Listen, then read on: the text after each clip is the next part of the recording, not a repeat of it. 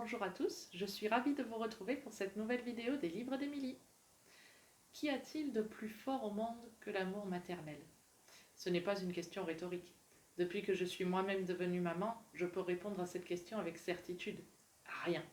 Il n'y a absolument rien de plus fort que l'amour qui lie une mère et son enfant. Et la réciproque est vraie.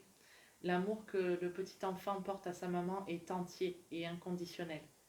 La maman est un être idéal que l'on a du mal à quitter, et la peur que maman ne m'aime plus peut parfois miner les plus petits. C'est le sujet du livre que j'ai choisi de vous présenter aujourd'hui, qui s'intitule « Je t'aimerai toujours, quoi qu'il arrive ».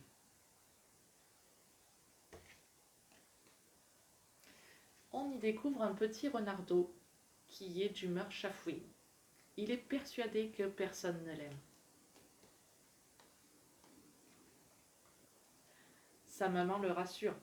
Quoi qu'il arrive, qu'il soit vilain ou non, qu'il fasse des bêtises ou non, elle l'aimera toujours. Mais le petit renardeau continue à s'interroger. Et si jamais il était un gros ours? Ou alors un vilain insecte tout vert? Ou encore un méchant crocodile? Est-ce qu'elle continuerait à l'aimer? La maman est sûre d'elle. Quoi qu'il arrive, elle l'aimera toujours. Petit renardeau continue de poser des questions. Et si jamais l'amour est cassé comme un de ses jouets, pourra-t-elle le réparer?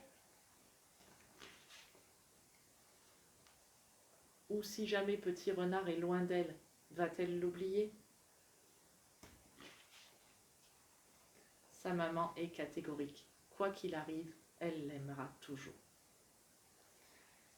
C'est une très jolie petite histoire qui est illustrée de manière très mignonne et dont la lecture peut constituer un parfait moment de complicité entre mère et enfant. Vous pouvez aussi vous en servir pour rassurer votre enfant dans des périodes de changement. Par exemple, ma belle-sœur l'a utilisé pour rassurer son fils aîné lorsqu'elle était enceinte de son deuxième enfant et pour lui montrer que leur relation resterait toujours la même.